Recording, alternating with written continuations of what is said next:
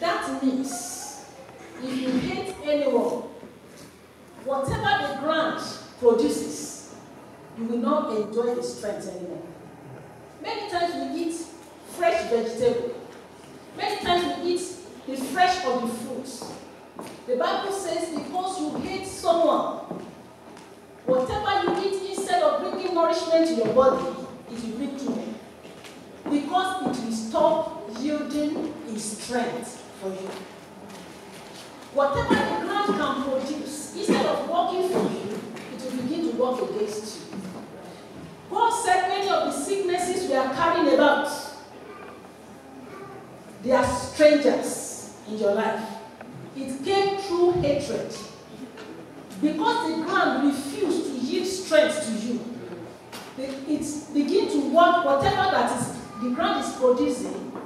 Instead of bringing something good to you, it's working negative to your body. And the moment you realize it and you let go of whatever offense anybody has offended you, you will suddenly discover that those sicknesses will disappear.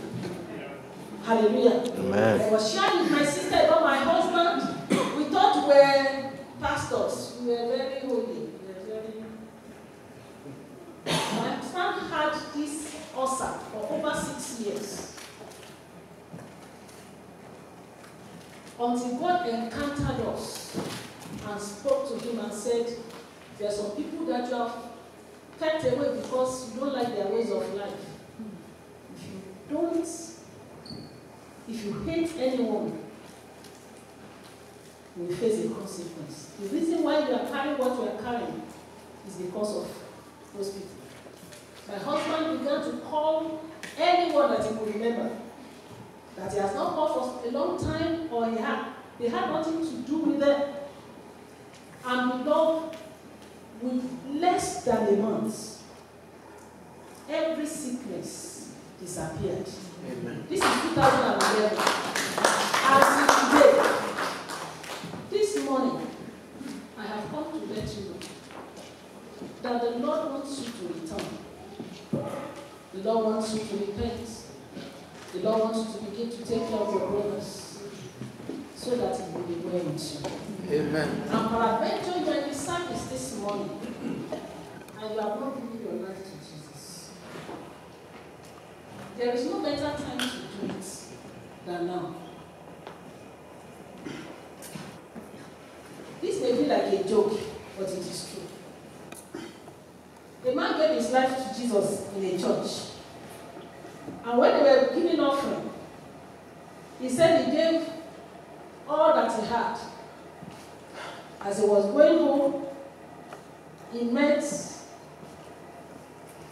a group of criminals, and they asked him, your life, or your money, or your life?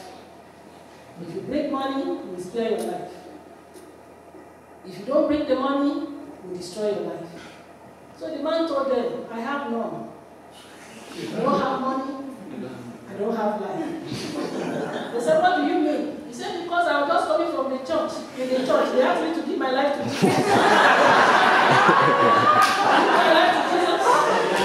When they come for offering, I'm giving all the money in my hand. So now I don't have a life. So there is nothing for you to destroy. And that is how the man was set at liberty. Give your life in the hand of Jesus. You are giving your life to the one that can make your life secret. Shall we bow down our heads? I just want us to appreciate the Almighty God this morning and thank Him. Let us thank Him for His word for us. Let us honor Him, let us adore Him. Let us thank Him for coming to encounter us. In the areas where we have been found wanting, I just want you to repent and tell the Lord you are sorry.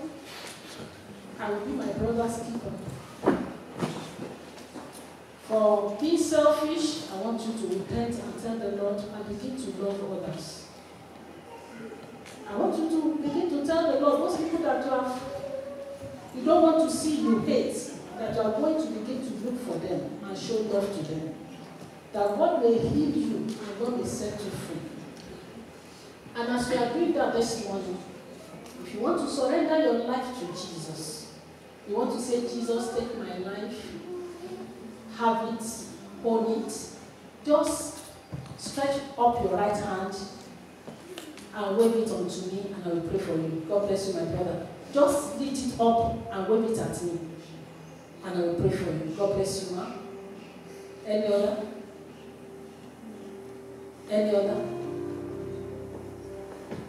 Are you lifting it, my sister? Lift it very well. God bless you, ma'am. God bless you. Thank you. If your hand has been lifted up, please can you just stand up where you are so that we can pray. Just stand up, stand on your feet, ma'am. God bless you. And shall we pray? Our Heavenly Father, we thank you.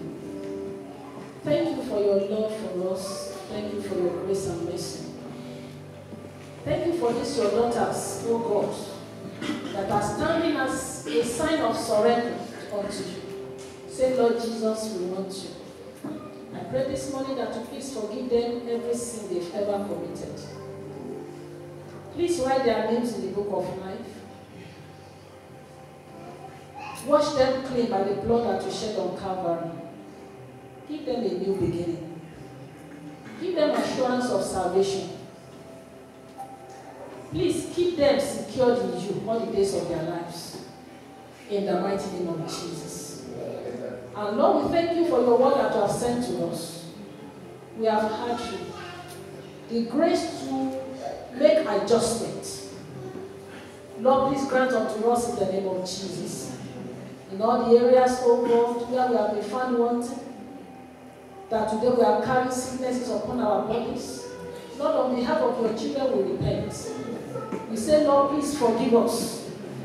The grace to return back to those people, oh God, that we hate, to go and love them again.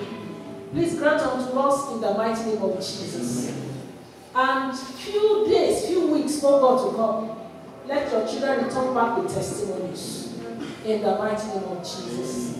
Lord, we pray for Victory Chapel. Lord, please move your church forward. Amen. Whenever we hear about this church, let it always be great news. Let it be mighty reports.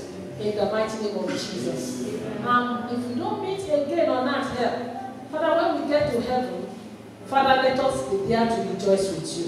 Amen. Thank you, our dear Father. In Jesus' name we pray. Amen.